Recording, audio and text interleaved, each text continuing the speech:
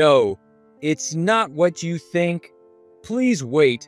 On my way home from a night out, I was walking alone through the entertainment district when I saw Greg coming out of what looked like a very expensive hotel. Next to him was a woman I didn't know and a little boy. Why? How? What's going on? I couldn't process it for a moment. I was so confused that I didn't know what to say. It seemed like Greg was just as stunned.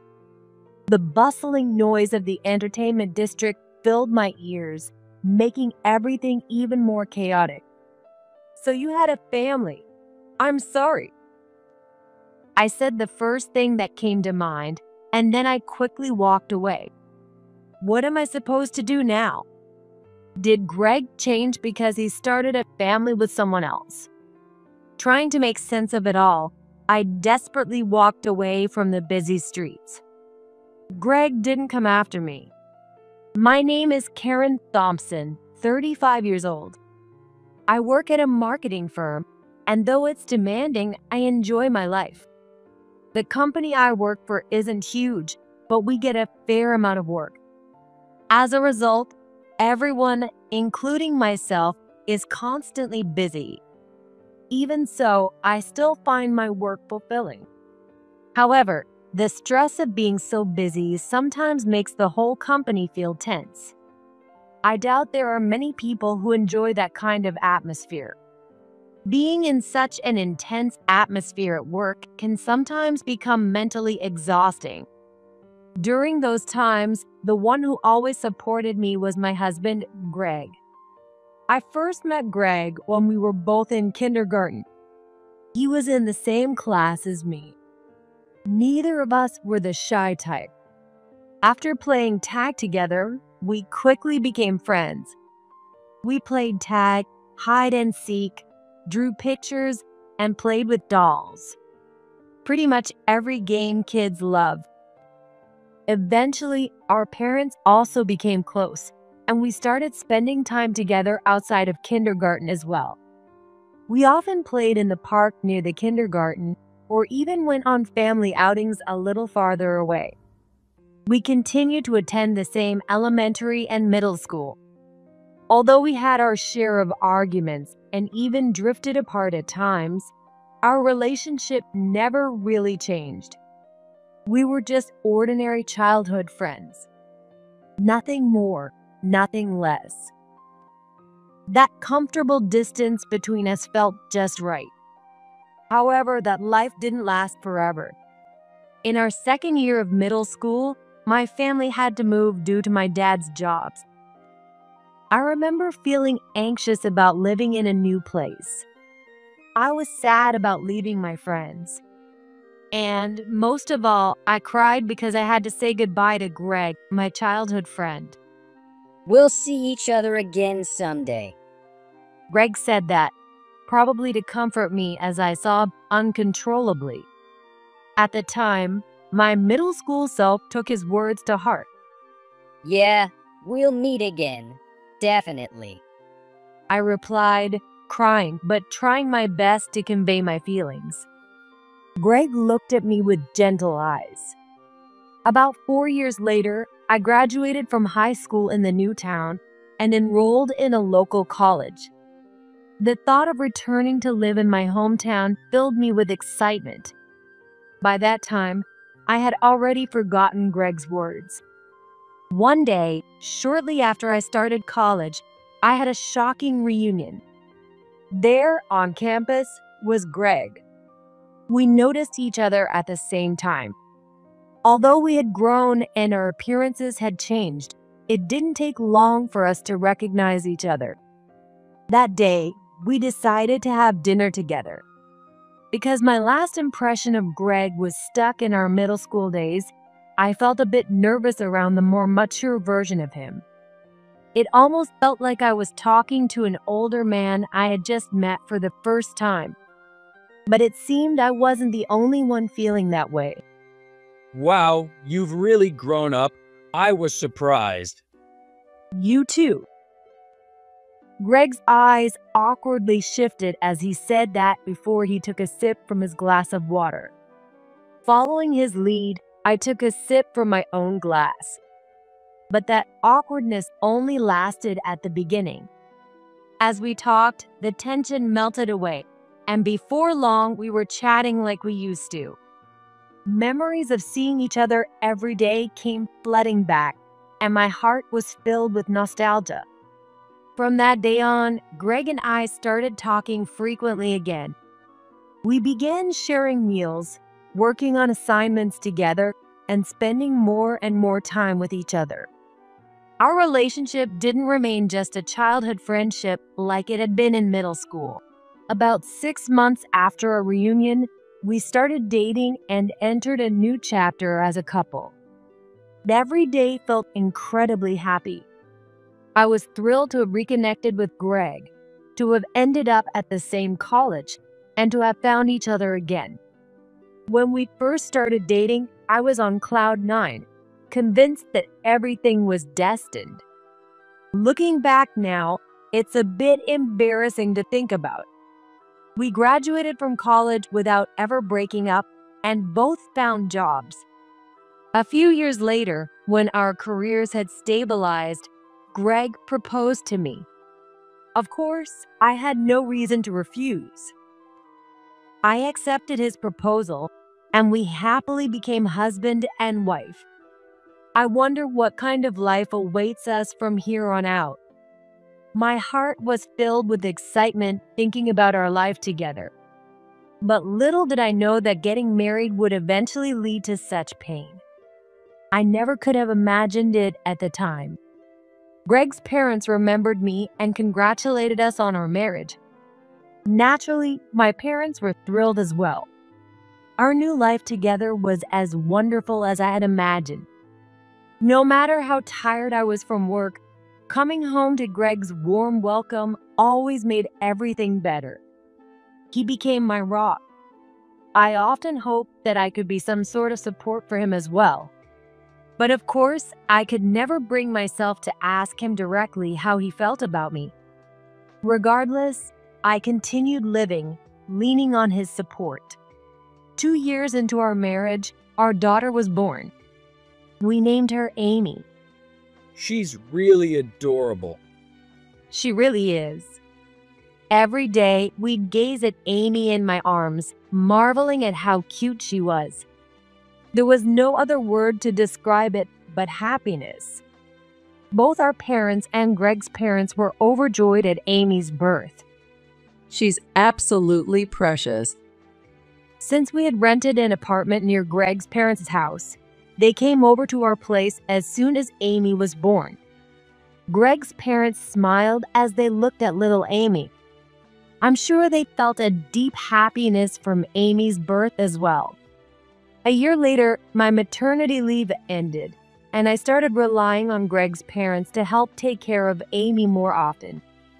Initially, I considered extending my leave or enrolling Amy in daycare, but Greg's parents offered to babysit her.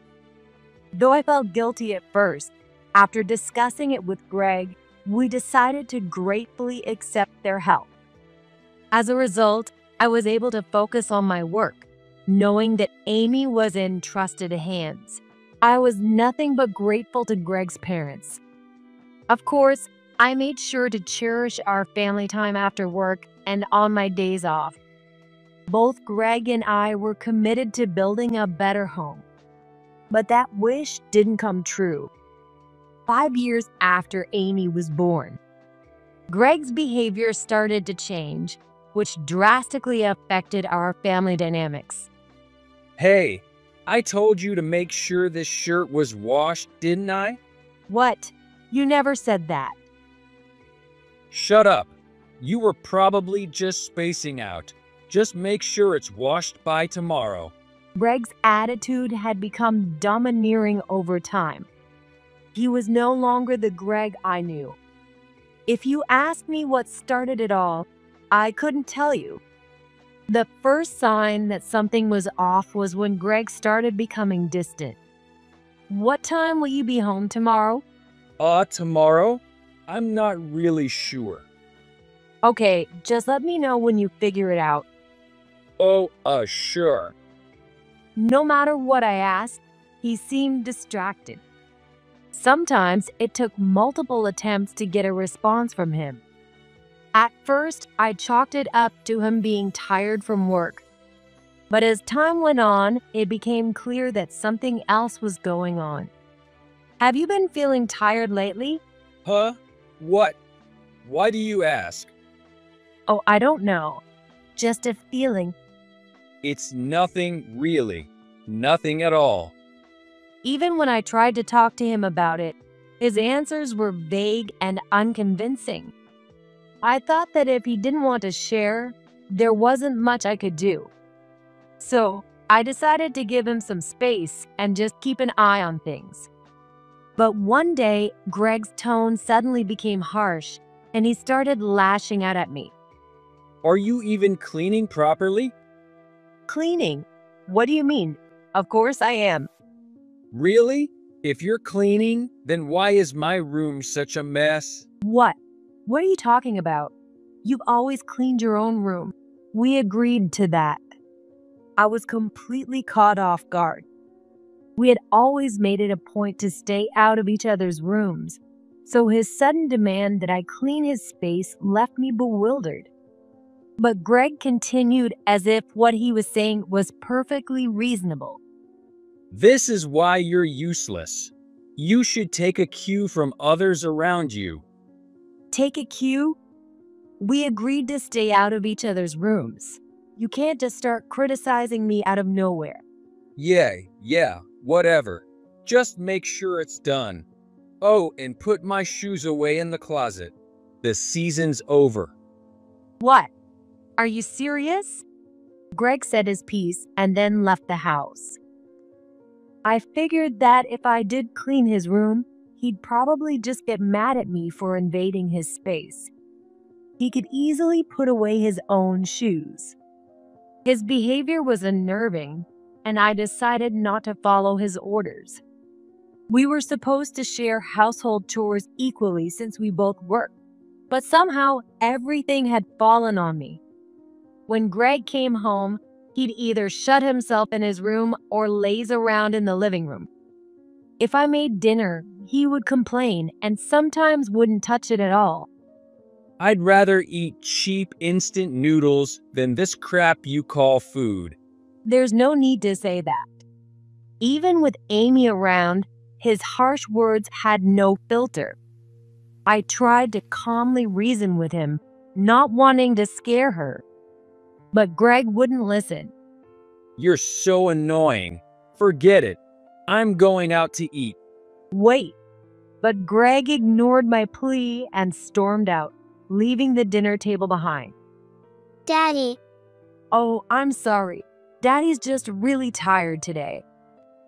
tired. Amy looked scared of Greg. I began to wonder more and more if it might be better to divorce Greg and separate him from Amy. I found myself thinking that more and more often, but I couldn't bring myself to take that step. Was it really the right thing to do to just go through with the divorce? Greg was still Amy's father, and I couldn't deny that she might need her father in her life as she grew up. Even if he was a difficult father, wasn't it better for him to be there? And if I went through with the divorce, I would lose my connection with Greg's parents as well. I also wondered if it was right to take away the presence of her grandparents from Amy's life. Besides, a part of me still wanted to believe in Greg, the childhood friend I had known for so long. It's almost laughable now, looking back, that I wanted to trust him despite how terribly he treated me. I wonder why I didn't choose divorce sooner. I wish I could go back and confront myself about it. Greg seemed to behave perfectly whenever his parents were around. He was always such an obedient son. He was kind to me too, not at all like his usual self. Karen is amazing. She cooks great meals and she's so thoughtful. Oh, really? He would act all charming when we visited his parents, probably because it was convenient for him. But every now and then, he would slip up. Karen, Bring me some drinks and snacks. This isn't enough. Hey, what's with that tone? I don't care if you're drunk or whatever. That's not how you ask someone for something. My mother-in-law never let it slide. She would always speak up on my behalf and reprimand Greg. Oh, sorry. Greg would apologize, probably because he didn't want to upset his mom. He usually slipped up when he was drunk or eating. I figured he'd just let his guard down in those moments.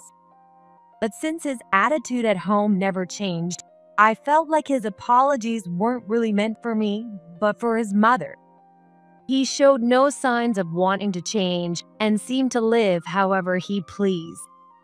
Even when we went out as a family, Greg never looked like he was having fun, just bored. Hey, could you at least try to look like you're enjoying yourself? Amy's going to feel uncomfortable. Huh? I don't care. Let her feel whatever she wants.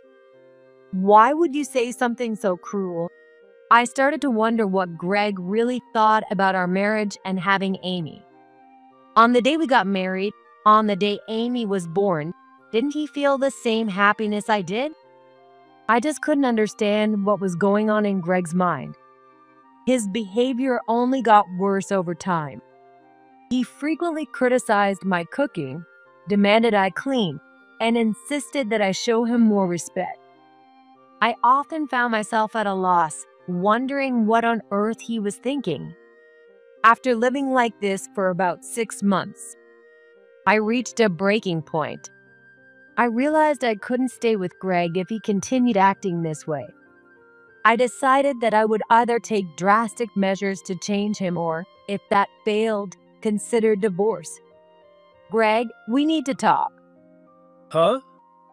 After Amy went to bed, I finally decided to confront him. You know, Greg, you've really changed from how you used to be. What are you talking about all of a sudden? You used to be kind. If you have something to say, just say it. I don't have time for this. Saying that, Greg turned his attention back to his phone. It seemed like he was playing a game. I couldn't help but wonder if I was being unreasonable to expect him to stop playing while we talked. I am considering divorce.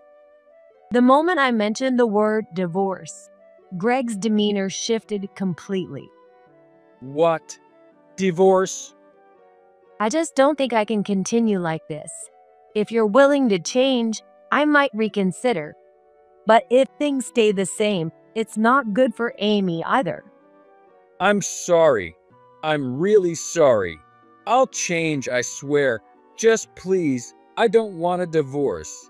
Greg seemed utterly desperate to avoid a divorce. I couldn't tell if he truly didn't want to lose me or if he was just clinging to the idea of being a married man. It was sad that I was questioning his sincerity even in that moment. It made me realize just how much I had lost faith in people. All right, I won't file for divorce right now. But in return, could you sign the divorce papers? What? Sign the divorce papers? I wouldn't be bringing this up if I weren't serious. Plus, I don't want this to be something we just brush off. Brush off. Greg repeated my words as if pondering them. After a deep breath, he finally spoke. Okay, I'll sign the divorce papers. But remember, if you do anything to ruin our family again, I won't hesitate to file them. Yeah, I understand. I handed him the partially filled out divorce papers. He paled at the sight of them. Here, is this what you wanted? With trembling hands, he signed the papers and handed them back to me. I'll change, I promise. Okay. Greg didn't display his usual harshness. Instead, he seemed genuinely remorseful. I thought that maybe, just maybe, it might be worth giving him one last chance. From the day he signed the divorce papers, Greg's behavior changed dramatically. He became kind and cheerful again, just like when we first got married. All right, Amy. How about you sleep with Daddy tonight? With Daddy? He started to truly act like a father to Amy, and I felt a sense of relief. It seemed like the threat of divorce had really gotten through to him. However, this peace didn't last long. The family we had built was soon shattered by Greg's secret. The day everything fell apart was when I attended a work-related dinner. Despite the lively atmosphere, I hadn't had a drop of alcohol, but I still felt a bit lighthearted. Since I had Amy to think about, I skipped the after party and headed home after the first round. I walked through the entertainment district, intending to hail a taxi. As I passed by what appeared to be an upscale hotel, I saw a familiar figure emerge from it. It was Greg. Beside him was a woman I didn't recognize, along with a small boy. Why? How? What's going on? I couldn't make sense of it. I was so overwhelmed with confusion that I didn't know what to say. Greg seemed just as stunned as I was. The noise of the bustling entertainment district only added to my disorientation. "So, you had a family all along. I'm sorry." I blurted out the first words that came to mind, then quickly walked away. No, it's not what you think. Wait. Greg's voice called out behind me, but I was determined to get away from the area as fast as I could. What should I do now? Did Greg change because he had a family with someone else? No matter how much I tried to make sense of the situation, I couldn't. By the time I realized it, I had wandered past the entertainment district and the taxi stands, ending up in a deserted area. I glanced around, finding myself alone. For a moment, I thought maybe Greg would come after me, but he never did. I couldn't help but feel like an utter fool for even having a sliver of hope. Without stopping, I continued walking home. After witnessing such a scene, even if Greg tried to claim that the woman and child were strangers, I wouldn't believe it. I hurriedly took out the divorce papers I had kept and headed straight to the courthouse to submit them.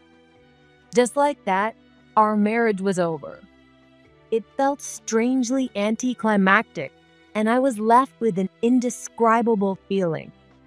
On the day Greg signed the divorce papers, I had warned him, "If you do anything to destroy our family again, I'll submit these immediately." Had he forgotten those words? Or maybe he hadn't forgotten, which is why he had been so secretive. After submitting the papers, I went directly to Greg's parents' houses. When I arrived, I rang the doorbell. Greg's mother quickly came to the door. Welcome back. Did you have fun at the dinner? "Yes, I did. Thank you." I wanted to act as if everything was normal. But despite my intentions, I couldn't bring myself to do it. Greg's mother seemed to notice that something was off. She looked at me with concern before gently inviting me inside. Mommy's home. Welcome back, Kara. "Thank you." I thanked Greg's father while gently patting Amy, who had run up to hug me. Greg's mother still had that worried expression on her face. To be honest, I didn't want to discuss the divorce in front of Amy, but I knew I couldn't avoid it. Taking a deep breath to steady myself, I turned to Greg's parents. "Well, I need to talk to you about something." I saw a flicker of tension cross their faces at my words. Then I told them everything, that Greg and I had divorced, the things he had put me through, and how I had prepared the divorce papers in advance. Greg's parents listened intently without interrupting, taking in every word I said. And that's what happened. So we're divorced now. That's unbelievable. Greg's parents were clearly in shock. After I finished speaking, they both seemed stunned, unsure of what to say. When I looked at Amy, who was standing next to me, I could see that she seemed to understand the situation. She just lowered her head in silence, not saying a word. Seeing that expression on her face made me feel an overwhelming sense of guilt for dragging her through all of this.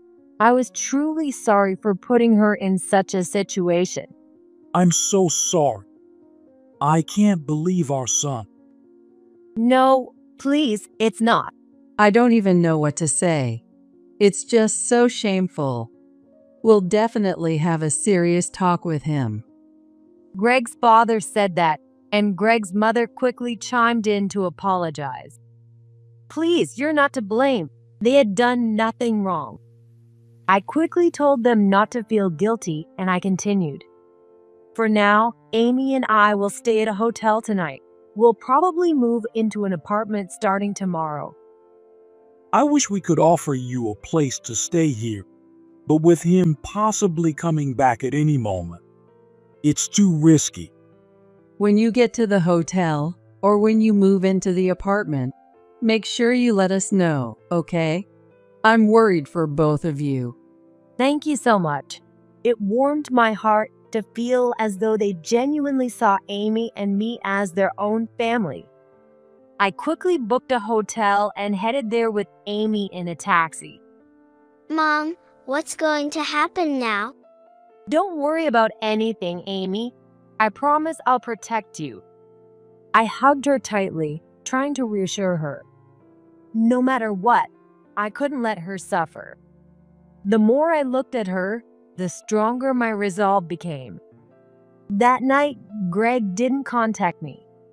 I couldn't help but wonder what he was thinking after being caught in such a situation. But his lack of contact made it clear that he had no intention of making amends. The next day, after finishing work, I was about to leave the office to pick up Amy. That's when Greg called me. I moved to a more secluded spot before answering. The moment I picked up, Greg's loud voice filled my ears. What the hell did you tell Mom and Dad? And what do you mean you already filed the divorce papers? It was obvious that his mother had called him and given him a piece of her mind. Everything I told them, and the fact that I filed for divorce, is the truth. There's no need to lie at this point, is there? And by the way, who was that woman and child? Don't tell me they're just some random people. That's not the point right now. Why do Mom and Dad know about us? Of course, it's the point. I told them when I went to pick up Amy. You might have tried to hide it, but it's too late now.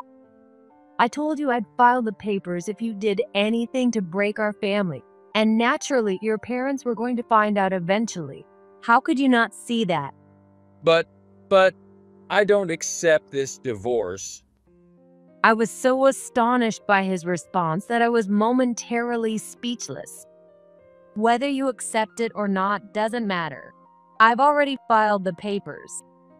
But What? Do you still have something to say? If not, then I'm going to. Wait. I want to explain about the person I was with that day. Was he trying to justify himself? I had already asked about his relationship with that woman, but hearing it now wouldn't change how I felt.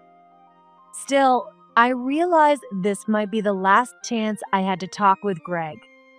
Okay, curious about what Greg had to say in his final attempt, I agreed to meet with him. A few days later, I found myself at the restaurant Greg had reserved for our discussion. By this time, I had moved out of the hotel, settled into an apartment, and started a new life with Amy. It wasn't perfect, but I was beginning to find some peace. When I dropped Amy off with Greg's parents, I mentioned the upcoming conversation. Are you sure you want to go alone? Yes, it's a private room, but it's still in a public place.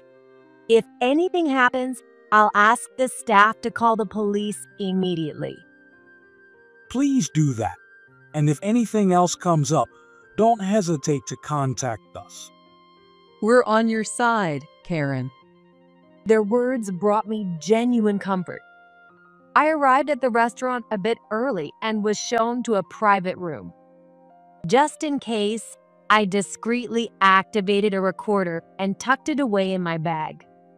A few minutes later, the door opened and Greg entered with the woman from before. Oh, you're already here. Greg looked uneasy, while the woman, whom he called Lisa, wore a smug smile. Wow, I saw your pictures, but you're way uglier in person. Hey, Lisa. Even after being scolded by Greg, Lisa showed no sign of remorse. Let's get this over with, shall we? Yeah. I wasn't angry. I just wanted to get through this. Soon after, the food we had ordered began to arrive, and we started eating in an awkward silence. Lisa seemed to be enjoying herself, while Greg looked increasingly uncomfortable as he picked at his meal. After a few minutes, Greg finally spoke up. So, Karen, I'm really sorry. Sorry for what? I have no idea what you're apologizing for with just that. Well, I mean, it's just. You don't even know what he's apologizing for. Wow, how dumb can you be? Greg seemed flustered, while Lisa continued to taunt me. I didn't have the energy to react to her provocations. Apologizing out of the blue doesn't make any sense. For all I know, you could be apologizing for eating my ice cream without asking a month ago. Why would I do that? What are you even thinking? Then do you know what Greg is apologizing for? Well, that's, See? She didn't know either. Just as I was about to respond, Greg spoke up.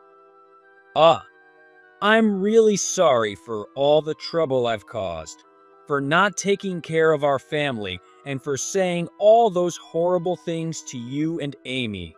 And what exactly is Lisa to you? Why bother hiding it now? Just tell me. From the moment I saw them leaving the hotel together and considering Lisa's attitude today, it was clear as day that they were involved. And the fact that there was a child involved, I still couldn't believe it. Well, she's more like a girlfriend or something. A mistress? Greg hesitantly nodded in response to my question. It wasn't clear whether he felt guilty about his relationship with Lisa, but she certainly didn't seem to. Hey, Greg, you really don't have time to be clinging to a woman like this. Let's hurry up and get married already. Hey, Lisa, shut up. Oh, come on. Why not just get married already? I think it would be better for your child, too. Karen, stop it. I calmly continued to agree with Lisa's suggestion. Seeing Greg's tone grow increasingly agitated as he tried to stop Lisa and me, I realized that he was starting to lose his composure. Just go ahead and get married. Oh, and about the wedding? Shut up already. Finally, Greg exploded. I've had enough of this. Enough of what? Karen, divorcing you was the right decision after all. What? Why would you say that? How did it come to this? If Greg had been angry with me and Lisa both, that would have made sense. But why was his anger solely directed at me? When you first mentioned divorce, I tried to stop you because I didn't want to lose the money. Even today, I wanted to explain things to you so that maybe we could keep some sort of relationship going after the divorce. You know, just in case. And why would you want to do that? What's the point of keeping a relationship with me? Just to have some financial security in case things went south. What are you even saying? I couldn't understand Greg's thought process at all. The only thing that was clear to me was that he didn't care about me. He just cared about the money I earned. Shut up. I don't even know what I want anymore. If Greg didn't know what he wanted, I certainly didn't either. Greg, Do you even understand how things got to this point? What? Got to what point? I don't know how you and Lisa met, but if you hadn't tried to maintain two separate families at the same time, we wouldn't be in this mess. If you'd married me, you should have focused on our family. If you fell in love with Lisa and wanted to marry her, you should have asked me for a divorce first. I tried to reason with him, but Greg just remained silent. Well, it's too late to apologize now. It's clear you haven't truly reflected on your actions. So I'll be demanding alimony from both you and Lisa. And Greg, you'll also be paying child support. What? Why? We're already divorced, so there's no need for alimony. Even after a divorce, I can still claim alimony within a certain period. I'll be handling everything through a lawyer, so expect to receive a formal notice.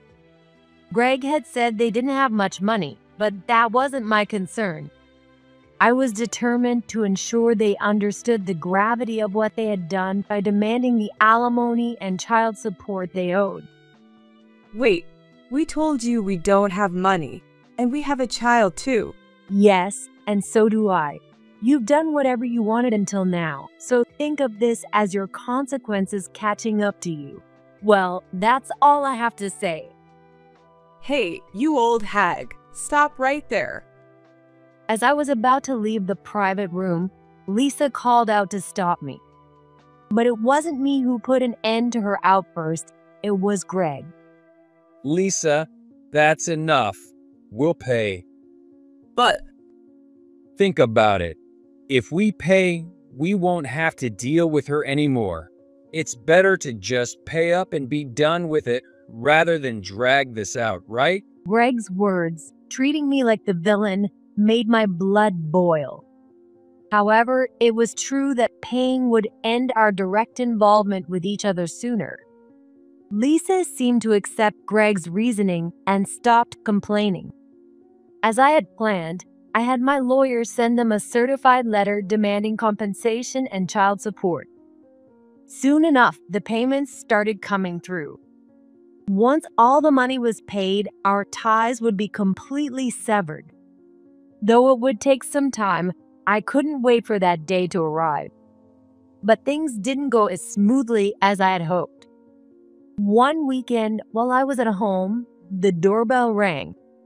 A feeling of unease washed over me, and I checked the door through the peephole.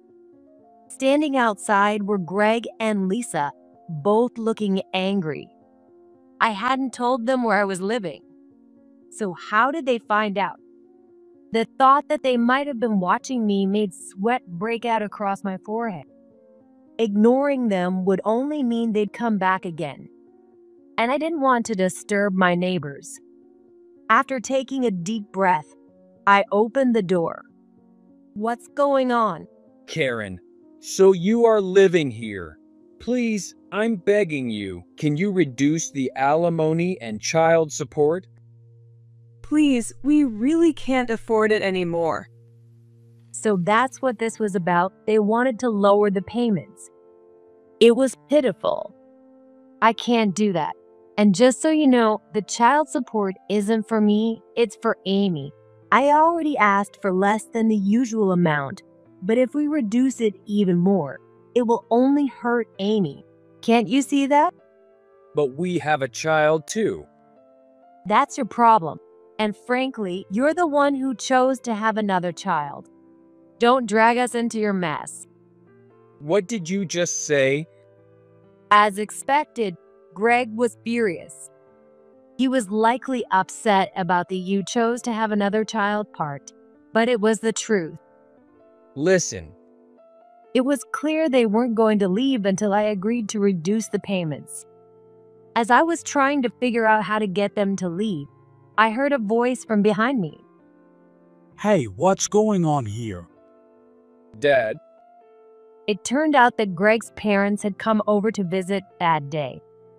Despite the divorce, they remained close to Amy, continuing to visit her regularly. Although they were disappointed in Greg, they valued the relationship they had with me and we kept in touch. They often came over to visit, so it wasn't unusual to see them. When I heard an argument, I didn't expect to find you two here. What? How did you know we were here? James, we just came to ask for a reduction in the alimony and child support. You have no right to call me Jane. Greg's father, James, was visibly angry at both Greg and Lisa. And how did you even find this place? I'm certain Karen didn't tell you. Well, it's none of your business, Dad. Then I'll ask directly, how did you find out where I live? Greg fell silent when I questioned him. But my unyielding stare finally made him admit the truth. I followed you after work. What? I tailed you from the moment you left the office. That's how I figured out where you lived. I thought if we asked you to reduce the payments over email or phone, you wouldn't listen. So I decided to confront you in person. A chill ran down my spine. I couldn't believe it. I had actually been followed. I was stunned, unable to find the right words to respond. But it was Greg's father who stepped in to support me. You followed her. That's an unbelievably low thing to do. Were you planning to force her to agree to reduce the payments face to face? Forced. Greg's silence spoke volumes. He had been caught. The thought of what might have happened if Greg's parents hadn't been there made me tense up. So, that's exactly what you were trying to do. I'm ashamed to call you my son. Do you realize that if you hadn't cheated, there wouldn't be any alimony or child support to pay in the first place? Why should Karen have to make any concessions? And stalking her to find her home that could be considered a crime. Well, I mean, Did you know that? I couldn't be sure what Greg and Lisa were truly thinking. But it was clear that they were willing to go to any lengths to get what they wanted. The realization made me instinctively step back. but we had no choice. Karen wouldn't listen to us otherwise. Exactly. This woman wasn't willing to hear us out at all. Don't you dare blame Karen for this. She's done nothing wrong. Grow up and take responsibility for your actions. Greg and Lisa fell silent. I hoped for some sort of apology, but it was clear they had no intention of offering one. However, Greg's father made a declaration that quickly changed their tune. I'm cutting ties with you, Greg. What? Cut ties? What are you talking about? I already told you. I'm ashamed to have a son like you. I don't want a son who causes trouble for others. Don't ever show your face to us again. Do you understand? No, wait. That's too sudden. I didn't do anything that bad. Even at this point, he's still saying things like that. It was astonishing how little he understood the situation, leaving me utterly exasperated. Come on, don't say that. Karen, say something to help. Do you really think I'm going to defend you now? It's truly amusing.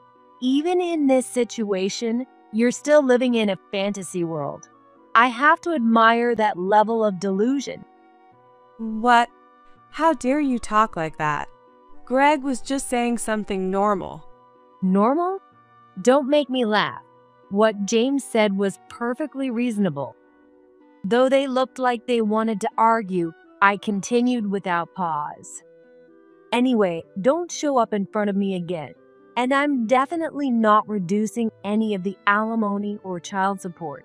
With that attitude, I'm even less inclined to give in. Wait. No, it's not wait. If you understand, then get out and don't come back. If you show up here again, I'll call the police. We're strangers now. Overwhelmed by my determination, Greg and Lisa had nothing more to say. I ushered them out of the house and slammed the door behind them.